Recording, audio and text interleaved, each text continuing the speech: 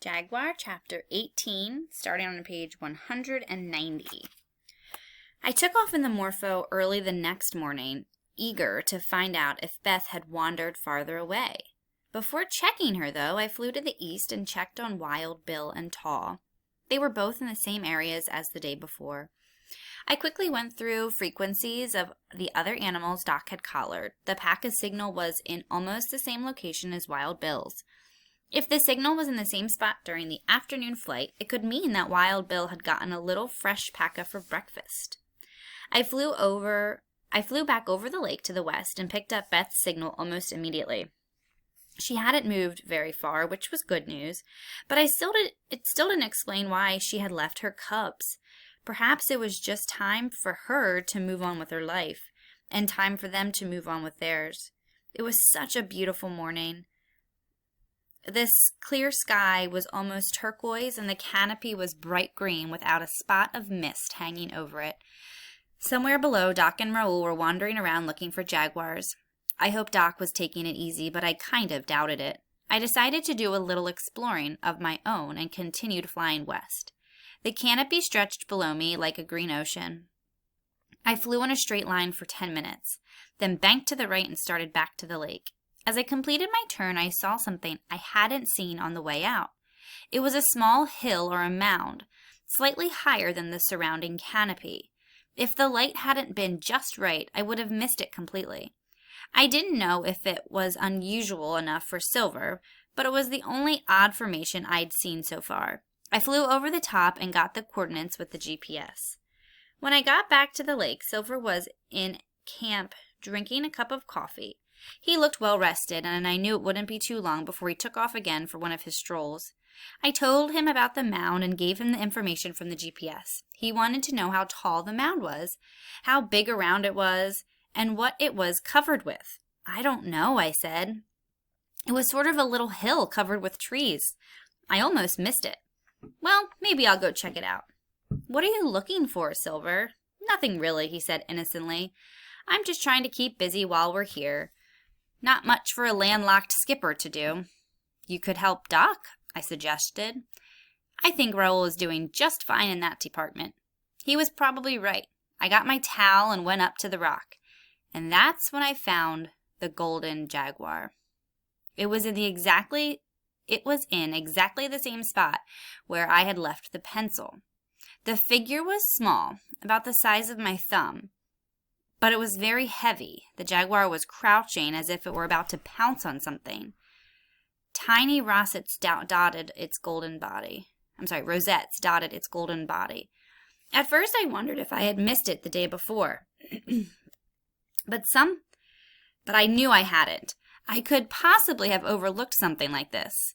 My second thought was that it really wasn't made out of gold and that Silver had put it there as some kind of a joke. But Silver wasn't a practical joker. Perhaps Doc and Raoul had come back while I was out flying. But where did Raoul get something like this? If it was made out of gold, it was worth a lot of money. I walked back to camp. Silver was still there, drinking another cup of coffee. I heard Flana rummaging around inside her and Doc's tent. Have you seen Doc and Raoul? I thought you said they were out looking for jaguars. I was just wondering if they got back while I was up in the Morpho. Flana came out of her tent. I asked her if she had seen them. No, she said. What makes you think they're back? Nothing, I said. I was just wondering. I walked back down to the water. Silver followed me. What's going on, Jake? I'm not sure. Something on your mind? I nodded and opened my hand, showing him the jaguar. When he picked it up, his hand trembled slightly. Where did you get this? I pointed to the rock and explained how Raoul and I had been leaving gifts for each other.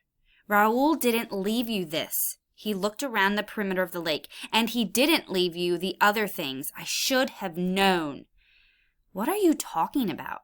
We are not alone. What do you mean? There must be an uncontacted tribe in the area, a small band of Indians that nobody knows about, isolated for years. Wow. This is a very bad situation, Jake. Why? He raised his voice. Because they're very unpredictable, that's why. But the gifts, I said, why would they? No more gifts. In fact, I don't want you to go up to that rock anymore. Just stay away from it. It will only encourage them. Maybe we'll get lucky and they'll leave us alone. What about Doc and Raoul? What about them? Are they in danger? Silver thought about this for a few moments. I don't think so, but we'll all have to be more careful from now on.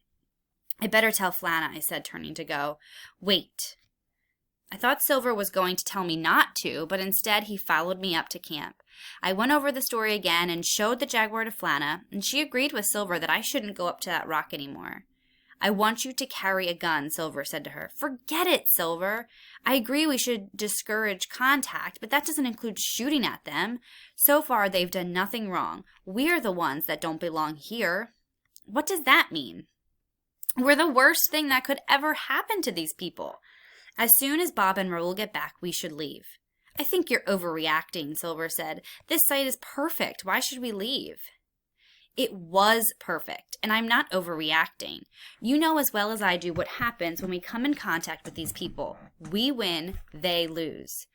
Flana walked off into the rainforest, leaving Silver standing there shaking his head. Now that's an opinionated woman, he said.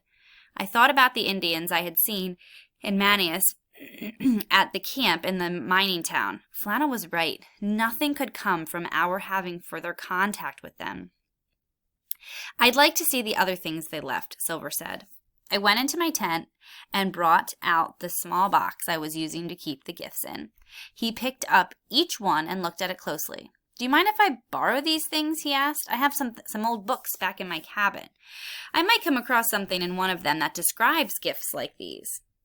That seemed very unlikely, but I told Silver I didn't mind. I put the golden jaguar in the box and gave it to him.